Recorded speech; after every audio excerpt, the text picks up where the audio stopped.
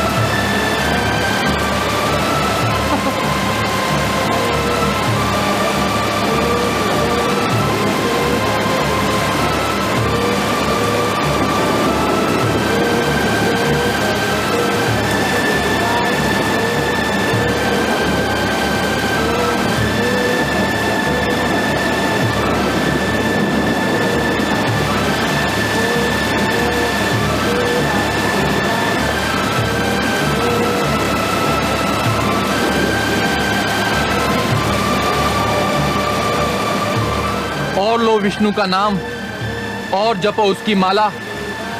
अरे छोटे से छोकरे, तेरी माता ने तुझे तेरे पिता के प्रकोप से तो बचा लिया, पर मेरे प्रकोप से तुझे कौन बचाएगा? मैं तुझे तड़पा तड़पा के, तरसा तरसा के मार डालूंगा।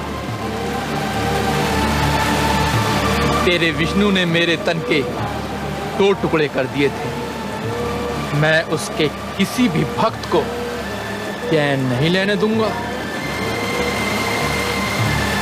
देखूं वो मेरा क्या कर लेता है।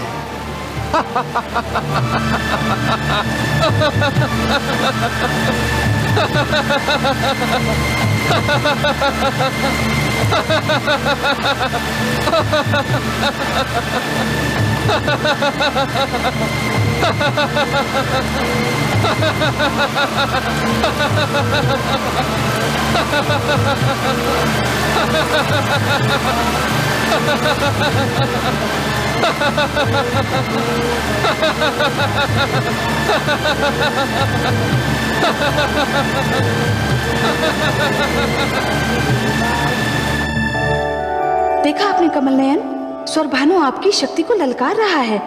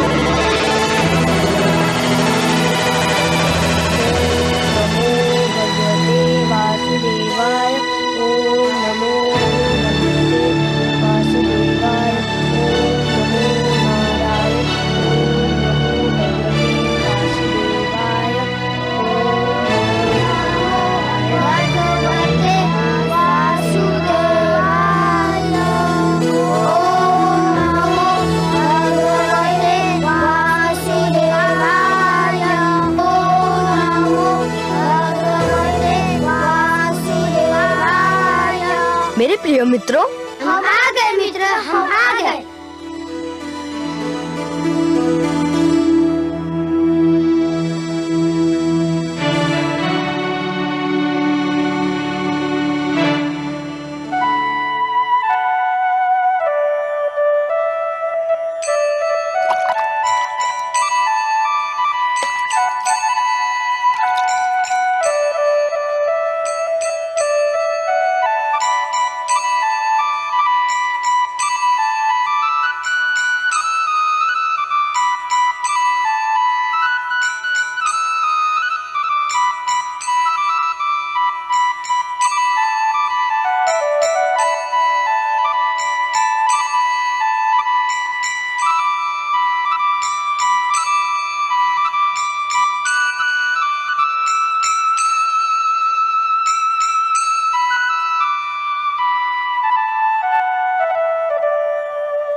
फल खा मित्र, हम देख रहे हैं तुम कितने दिनों से भूखे हो।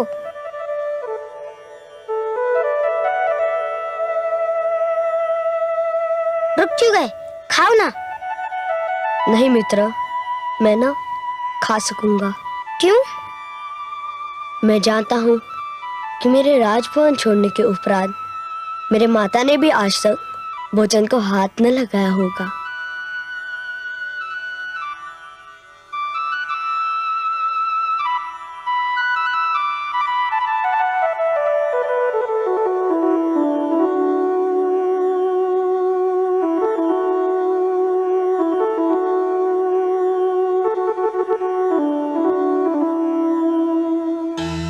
नारायण नारायण। देवर्षि, कहाँ है मेरा पुत्र? कैसा है वह?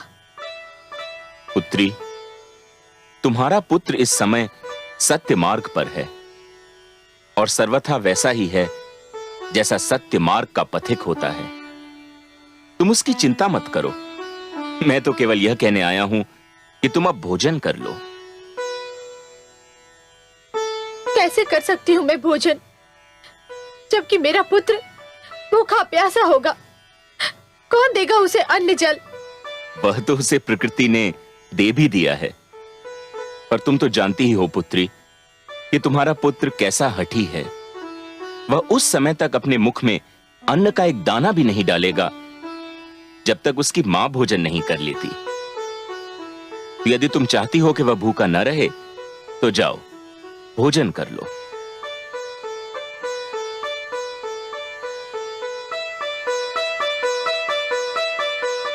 आयुष्मान भव। नारायण नारायण।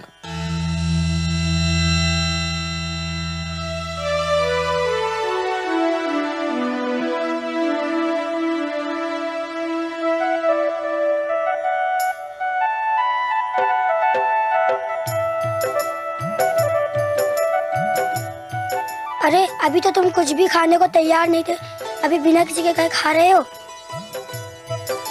क्योंकि मेरी माता भी भोजन कर रही है। तुम्हें कैसे पता चला? पुत्र माता के शरीर का अंश होता है। वो माँ पर बीती हर दशा पहचान लेता है।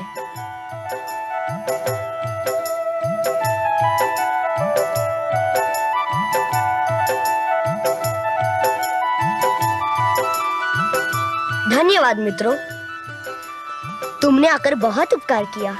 अब हम तुम्हारे संग ही रहेंगे। फिर तुम्हारी शिक्षा का क्या होगा?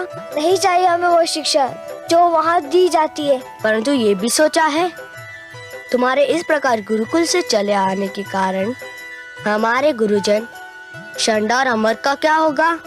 हम क्या जाने, हमें इसकी चिंता भी नहीं है। नहीं मित्रों, यह तो कोरा स्वार्थ है। गुरु चाहे जैसा हो, गुरु है, आदर के योग्य है। गुरु तो पिता समान होता है, ईश्वर समान होता है। गुरु को शिष्य के कारण कष्ट झेलना पड़े तो ईश्वर शिष्य को कभी क्षमा नहीं करता। तुम लोगों के भागाने से महाराज हिरण्यकश्यपु अपना सारा क्रोध हमारे प्रिय गुरुजन पर उतारेंगे, और उसके लिए ना मैं तुमको क्षमा करूंगा ना अपने आप को। हम तुम्हारे पास इसलिए आए हैं कि तुम्हें कष्ट ना हो, तुम स्वयं को अकेला ना समझो। तुम्हारे आने से मुझे ज्ञात हो गया कि अब मैं अकेला नहीं हूँ। पर यदि तुम गुरुकुल ना लौटे तो मुझे बहुत दुख होगा। यदि मुझे सुख देना चाहते हो तो जाओ, गुरुकुल लौट जाओ। मैं तुमसे वहीं आकर मिलूंगा।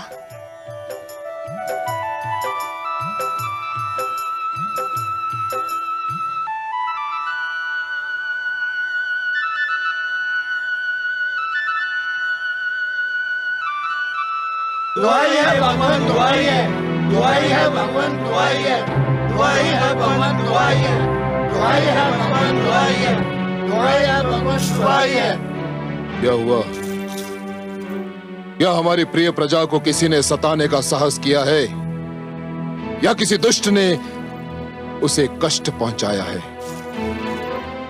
हे प्रियजनों, आप किस बात की दुहाई दे रहे हैं? हे भगवान, हम पर घोर विपदा आन पड़ी है। सर्वशक्तिमान, हमारे पुत्र गोकुल छोड़कर चले गए हैं। तो क्या गुरुकुल के प्रबंधकों ने विद्यार्थियों पर शिक्षा का इतना बोझ लाद दिया कि वे घबराकर वहां से भाग गए? ऐसा भी नहीं है भगवान। तो फिर क्या कारण है उनके गुरुकुल छोड़कर जाने का? वे अपने मित्र राजकुमार प्रहलाद को खोजने निकल गए हैं और उनका कुछ पता नहीं है। राजकुमार प्रहलाद की खोज में क्या उन्हें ज्ञान नहीं कि राजकुमार प्रहलाद राजद्रोही है? क्या उन्हें ज्ञान नहीं कि जो भी इसका साथ देगा वो मेरी दृष्टि में अपराधी है? तब तो उन्हें इस अपराध का दंड अवश्य मिलेगा। दंड साधारण भूल के लिए दिया जाता है भगवान।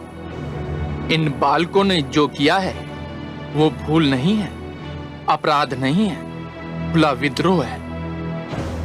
उन्होंने असुर गुरुकुल के समस्त शिक्षा के विधान को व्यर्थ और अर्थहीन घोषित कर दिया है। उन्होंने आपके प्रभुत्व और ईश्वर रत्न के आगे प्रश्न चिन्ह लगा दिया है। स्पष्ट वर्णन करो स्वर भानु। हे सर्वशक्तिमान, आज हर ओर यही चर्चा है। जो अपने पुत्र को नियंत्रण में ना ला सका, जो अपने ही पुत्र से स्वयं को ईश्वर न मनवा सका, वो कैसा ईश्वर है? उसे कौन ईश्वर मानेगा? यदि आपने इस समस्या का समाधान ना किया तो आपके विरोधियों और प्रहलाद के समर्थकों की संख्या दिन प्रतिदिन बढ़ती जाएगी। स्वर भानु, मैं इसीलिए उसका वध कर रहा था। तुम ही ने मुझे रोक दिया। तुम ही ने कहा था कि उसे छोड़ दिया जाए। तुम ही ने बड़े घमंड से कहा था कि तुम मुझे समझ लोगे। अब क्या हुआ? मैं अपने अभियान में असफल हो गया भगवान। मैंने सोचा था कि वो मेरे द्वारा पहुंचाई जाने वाली विपदाओं को झेल नहीं पाएगा। मैं उसे भूख प्यास से तड़पा तड़पा कर मार दूंगा।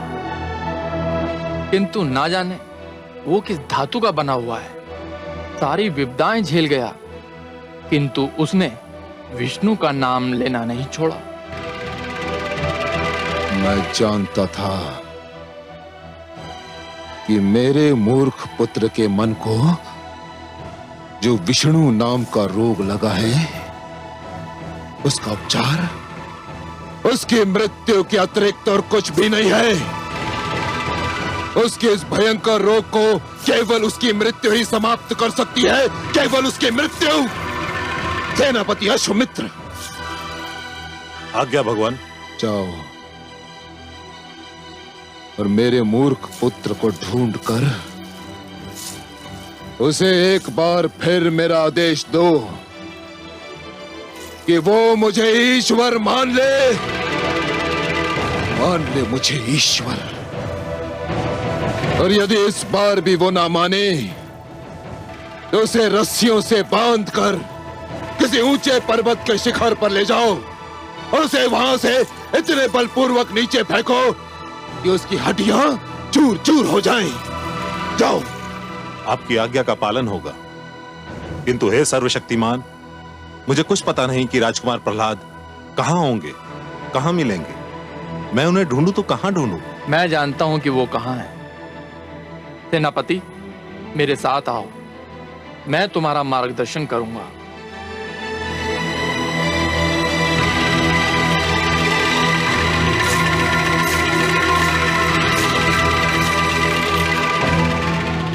हे प्रियजनों, तुम्हारे पुत्रों को तुम्हारे पास पहुंचाना तुम्हारे भगवान का उत्तरदायित्व है। तुम्हारे पुत्र तुम्हें मिल जाएंगे। भगवान हिरण्यकशिपु की, भगवान हिरण्यकशिपु की, भगवान हिरण्यकशिपु की, भगवान हिरण्यकशिपु की, भगवान हिरण्यकशिपु की, भगवान हिरण्यकशिपु की, भगवान हिरण्यकशिपु की, भगवान हिरण्यकशिपु की।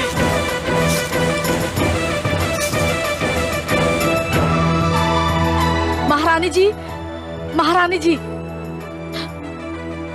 महारानी जी, बड़ा अनर्थ हो गया। क्या हुआ? राजकुमार प्रहलाद के लिए मृत्युदंड की घोषणा कर दी गई है। क्या?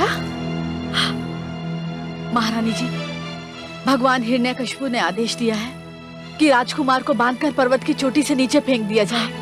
हाय मेरा पुत्र! और सेनापति भगवान की आज्ञा का पालन करने के लिए इसी समय प्रस्थान कर रहे हैं।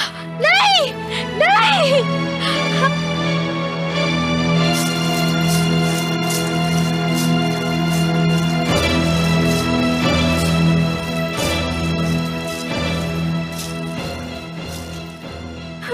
चलो सारथी। ठहर जाओ, तुम लोग मेरे पुत्र का वध नहीं कर सकते। हम विवश हैं महारानी, हमें अपने भगवान की आज्ञा का पालन करना ही होगा। आप हट जाइए। नहीं हटूंगी। तुम्हारा ये रथ मेरे शरीर को कुचल कर यहाँ से आगे बढ़ सकता है। हट जाइए, हट जाइए, हट जाइए। अश्वमित्र के मार्ग से हट जाइए महारानी। नहीं महाराज, मेरे पुत्र पर दया कीजिए, उसे क्षमा कर दीजिए। उसे आपने अपने राजभवन से तो निकाल ही दिया है, आप उसे अपनी दीनहीन दशा पर छोड़ दीजिए महाराज, उसे क्षमा कर दीजिए। नहीं, कदापि नहीं महारानी। उसे छोड़ना अपने ईश्वरत से हाथ धोना होगा। नहीं। आप हट जाएं। नहीं। महारानी को राजभवन ले जाओ। नहीं महाराज, मेरे पुत्र को क्षमा कर दीजिए। नहीं महाराज, क्षमा कर दीजिए उसे, क्षमा कर दीजिए। अश्वमित्र, आज्ञा का पालन हो। जो आज्ञा भगवान। चलो सारथी।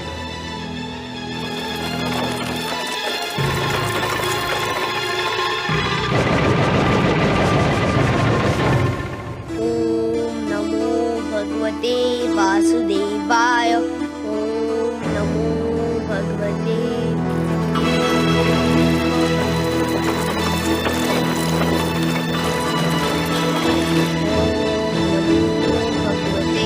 वासुदेवाय।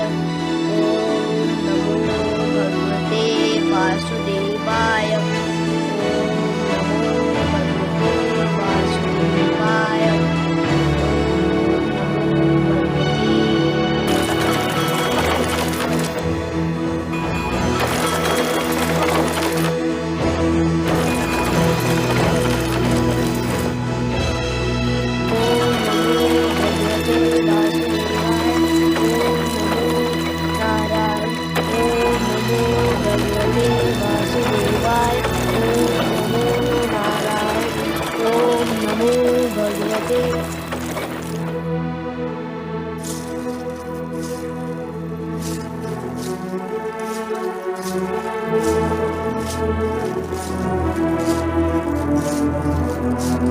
राजकुमार प्रहलाद। सेनापति अश्वमित्र, आप, भगवान विष्णु की कृपा हो आप पर।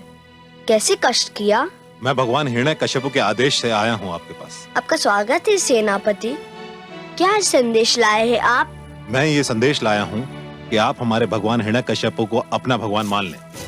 यदि आपने ये मान लिया तो आपके जीवन पर छाए सारे संकट दूर हो जाएंगे। यह भी तो संभव है कि आप और आपके सम्राट मेरे ईश्वर को मान ले, तो आपके और आपके सम्राट के जीवन और आत्मा पर छाए हुए सारे संकट दूर हो जाएंगे। ये कदापि नहीं हो सकता राजकुमार। हे सेनापति, आप अपने लिए जो कहने और सोचने की स्वतंत्रता दिखा रहे हैं, वह स्वतंत्रता को मेरे लिए उचित नहीं समझते? यह तो अन्याय है ना? मैंने संदेश सुना दिया, मेरा उत्तरदायित्व तो पूरा हो गया। मैंने संदेश सुन लिया, मेरा उत्तर भी पूरा हो गया। भगवान हिरण्यकशिपु का ये आदेश है कि यदि आप उन्हें ईश्वर नहीं मानते तो आपको रस्सियों से बांधकर पर्वत की ऊंचाई से फेंक दिया जाए। तो फिर आप प्रतीक्षा क्यों कर रहे हैं? अपने भगवान के आदेश का पालन कीजिए। सैनिकों, राजकुमार को रस्सियों से जकड़ दो। ओम नमो भगवते वासुदेवाय। ओम भगवते वासुदेवाय। ओम नमो भगवते वासुदेवाय। ओम नमो भगवते वासुदेवाय। ले चलो इन्हें। ओम नमो भगवते वासुदेवाय। हे कमल नयन, ये कैसा अनर्थ हो रहा है? एक नन्हे से बालक को मृत्यु दंड। दुष्ट हिरण्यकश्यपु ने पुत्र प्रहलाद को पर्वत से नीचे फेंक देने का आदेश दिया है और धूर्त सेनापति अश्वमित्र उस आदेश का पालन करने जा रहा है। हाँ महादेवी, मूर्ख हिरण्यकश्यपु ने जब से स्वयं को ईश्वर घोषित किया है, समझने लगा है कि प्राणियों का जीवन और मरण उसी के हाथ में है। किंतु हे दया सिंधु, यदि मेरे पुत्र को पर्वत से सचमुच नीचे फेंक दिया तो उसका कोमल तन चूर चूर हो जाएगा। नहीं प्रिय, यदि जीने की इच्छा प्रबल हो तो जीवन के निकट जाते मृत्यु के पांव भी डगमगाने लगते हैं। परंतु हे दया सागर, अश्वमित्र के पंजे से उसे कौन छुड़ाएगा? उसका जीवन कौन बचाएगा? उसका विश्वास महादेवी, उसका दृढ़ विश्वास। जिस प्रकार सूर्य के रहते रात्रि का साहस नहीं कि वो दिन के निकट भी जाए, उसी प्रकार आपके पुत्र प्रहलाद के दृढ़ विश्वास के रहते किसी विपदा का यह साहस नहीं कि वो उसे छू भी सके। उसका यही दृढ़ विश्वास उसके जीवन की रक्षा करेगा। उसे पर्वत तो क्या, आकाश की ऊंचाई से भी नीचे फेंका जाए तब भी उसका बाल भी बांका नहीं होगा। यही आपके प्रश्न का उत्तर है महादेवी, और यही मेरा आपको वचन है।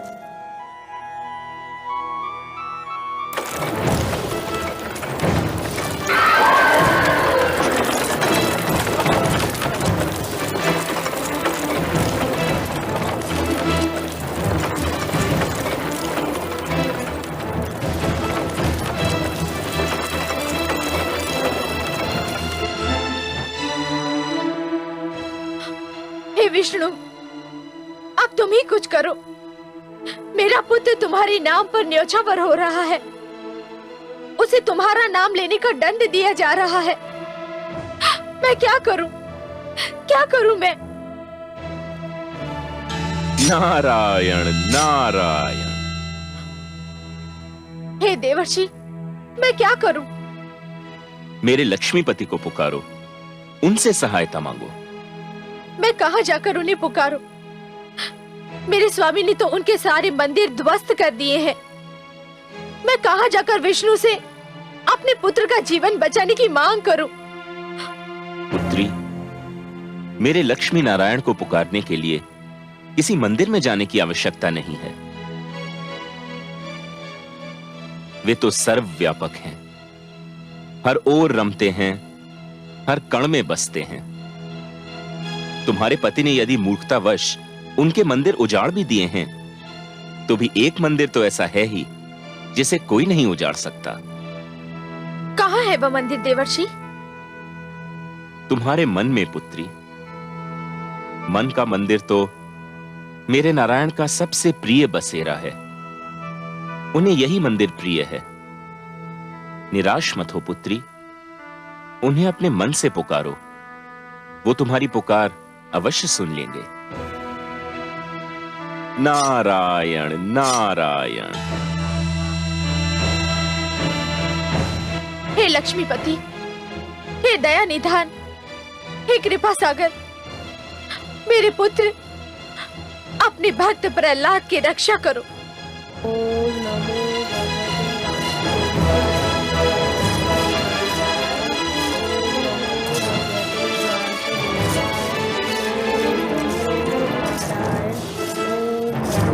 भगवते वासुदेवाय।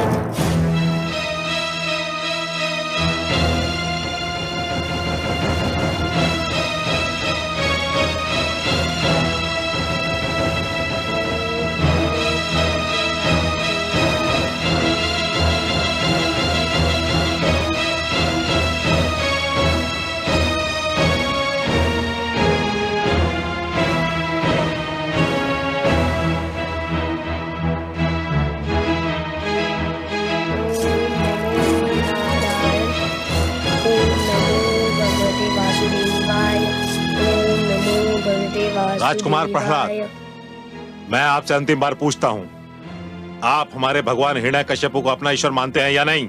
हे सेनापति अश्वमित्र, मैं तुम्हारे इस प्रश्न का उत्तर एक बार नहीं अनेकों बार दे चुका हूँ और फिर देता हूँ। नहीं, एक बार नहीं, सहस्र बार देता हूँ। नहीं नहीं नहीं। सैनिकों, ओम नमो भगवते नीचे फेंक दिया जाए इसे।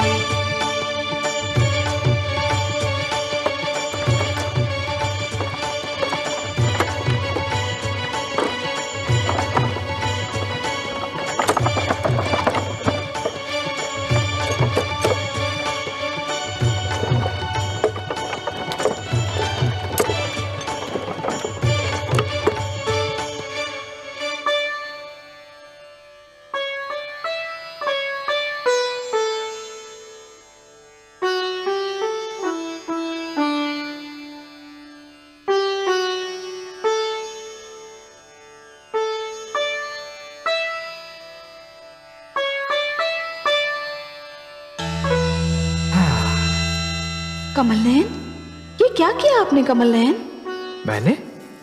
मैंने क्या किया देवी? आप ही की इच्छा थी कि आपके पुत्र प्रहलाद के प्राणों की रक्षा की जाए। मैंने सदा की भांति आपकी इच्छा का आदर किया, उसके प्राणों की रक्षा की। मैं तो ये समझ रहा था कि इस दृश्य को देखकर आप प्रसन्न हो रही होंगी। वो मैंने देखा कमल नयन, उसके लिए मैं आपका आभार मानती हूँ, आपको कोटि कोटि धन्यवाद देती हूँ।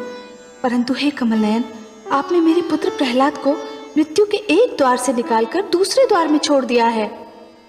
महादेवी, आप नित्य कहती हैं कि मेरी बातों का रहस्य मेरे अतिरिक्त कोई नहीं जान सकता, पर आज मुझे यह कहने दीजिए कि आप जो कह रही हैं ना, उसका रहस्य मेरी भी समझ में नहीं आ रहा। आप कहना क्या चाह रही हैं, कृपया स्पष्ट तो कीजिए महादेवी। आपको पता है जिस बैलगाड़ी पर आपने पुत्र प्रहलाद को उतारा वो किस दिशा में जा रही थी? हर यात्रा की कोई ना कोई दिशा अवश्य होती है महादेवी, पर हाँ, मैंने उस गाड़ीवान से यह नहीं पूछा कि वो कहाँ जा रहा था। मेरा विचार था कि वो उचित भी नहीं था। पर महादेवी, इसके लिए तो हम आपसे क्षमा चाहते हैं। आपको पता है वो कहाँ गया? जानती हूँ कमल नयन, इसीलिए तो मुझे घबराहट हो रही है। क्यों? वो गाड़ीवान एक किसान था और हिरण्यकश्यपु के अन्न भंडार के लिए अनाज ले जा रहा था। अच्छा? हाँ कमल नयन, और यही सोच सोच के मैं घबरा रही हूँ कि अनाज के साथ साथ पुत्र प्रहलाद भी हिरण्यकश्यपु के भंडार पहुंच जाएगा और मेरे पुत्र को जीवित पाकर दुष्ट हिरण्यकश्यपु क्रोधित हो जाएगा। है तो ये बड़ी चिंता की बात महादेवी। पर देवी, मैं तो अपने भक्तों में केवल यात्रा की प्रेरणा जगा देता हूं। उनकी यात्रा का दिशा निर्धारण तो ब्रह्मा ही करते हैं। अब यदि हिरण्यकशिपु और प्रहलाद के बीच चुंबक और लोहे का संबंध उन्होंने बना दिया हो तो इसमें मैं क्या कर सकता हूं? जिस प्रकार चुंबक लोहे को आकर्षित किए बिना नहीं रह सकता और जिस प्रकार लोहा चुंबक के आकर्षण से पीछा नहीं छुड़ा सकता, उसी प्रकार हिरण्यकशिपु और प्रहलाद भी एक दूसरे से पीछा छुड़ाने में असफल हो रहे हैं। अब इसमें विधाता की क्या योजना है ये तो वही जाने। पर मैं अपनी चिंता का क्या करूं? मैं भी तो अपनी चिंताओं से पीछा नहीं छुड़ा पा रही। मुझे आपसे अत्यंत सहानुभूति है महादेवी, पर अपने पुत्र प्रेम और ममता के आवेग में आप एक बात को भूली जा रही हैं। मैं क्या भूली जा रही हूँ? वही बात जो मैंने आपसे कही थी। कौन सी बात कमल नयन? मुझे याद तो दिलाइए। मैंने आपसे कहा था ना महादेवी कि एक अच्छी कथा वही होती है जिसमें अचानक ऐसे रोमांचक मोड़ आते हैं जो कथा के श्रोता को भी अचंभे में डाल देते हैं। आप तो बस धीरज धरिए देवी। मैं जानती हूँ कमल नयन, मैं धीरज धरना भी जानती हूँ, पर मैं क्या करूँ? ममता की भावना से विवश हो जाती हूँ। ध्रुव के पश्चात इस पुत्र प्रहलाद ने मेरी ममता की भावना पर संपूर्ण अधिकार कर लिया है। आपकी इसी प्रेम भावना ने तो मुझे भी आपके प्रेम बंधन में जकड़ लिया है देवी।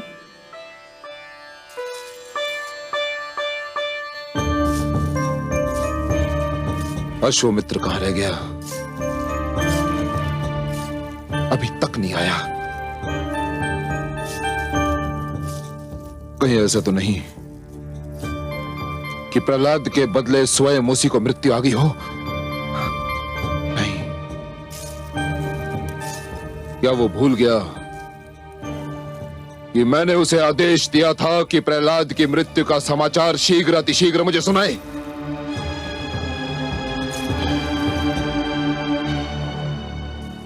अब आप क्या सोच रही हैं महारानी?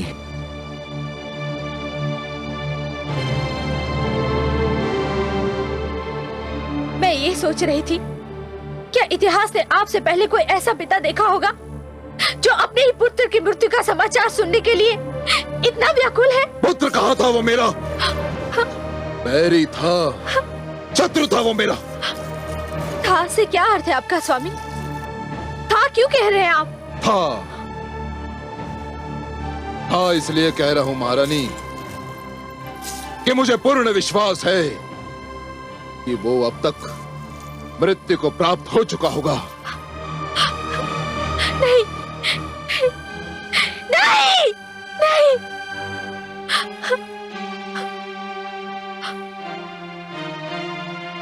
आप तो ईश्वर हैं। ईश्वर तो अंतर्यामी होता है।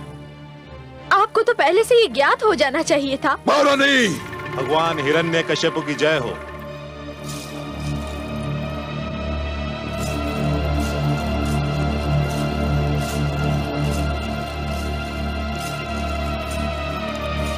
क्या हुआ सेनापति अश्वमित्र?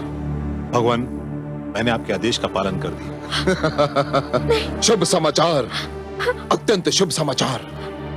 मुझे पूरा वृत्तांत सुनाओ। राजकुमार प्रहलाद ने इस बार भी आपको ईश्वर मानने का विरोध किया। फिर तुमने क्या किया?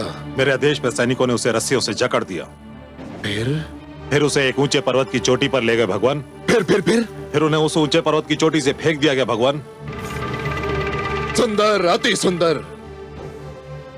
तो अंततः वो दुष्ट मृत्यु को प्राप्त हुआ? हमारा यही विचार है भगवान। विचार है? अर्थात तुमने उसका मृतक शरीर अपनी आंखों से नहीं देखा? नहीं भगवान। क्यों? जहां से राजकुमार प्रहलाद को हमने फेंका था, वहां से पृथ्वी इतनी दूर थी कि कुछ समय तक तो हमें दिखाई देते रहे, किंतु फिर एक बिंदु के समान दृष्टि से ओझल हो गए। भगवान, हमें विश्वास है कि पृथ्वी तक पहुंचते पहुंचते उनका शरीर चूर चूर हो चुका होगा। हत्यारों, तुम सब हत्यारे हो। तुम सबने मिलकर मेरे पुत्र की हत्या की है। हत्या की है मेरे पुत्र की। महारानी, आप अपने कक्ष में जाइए। तुम सबने मेरे पुत्र की हत्या की है। महारानी, आप अपने कक्ष में जाइए। हत्यारे हो तुम। जाइए।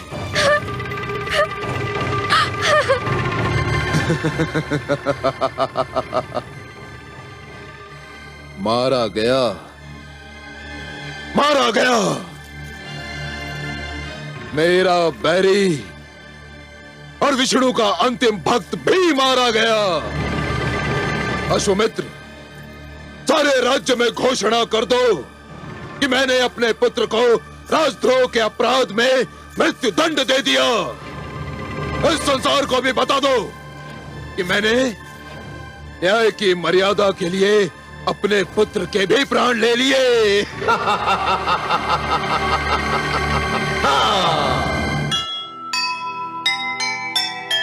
जिसकी रक्षा कालिया खुद भगवन ने भार, उसको मारे क्या भला यह बैरी संसार। यश अपयश जीवन मरण सब है उसके हाथ। जो ईश्वर का भक्त है ईश्वर उसके साथ, ईश्वर उसके साथ। जो सुनेगा ये पुराण पाएगा सुख और ज्ञान, पाएगा सुख और ज्ञान। कर्म को ही धर्म जान, प्रेम की तू छेड़तान, प्रेम की तू छेड़तान। बीते युग बता रहे हैं, बीते युग बता रहे हैं, सत्य पथ पे चल सुजान। विष्णु पुराण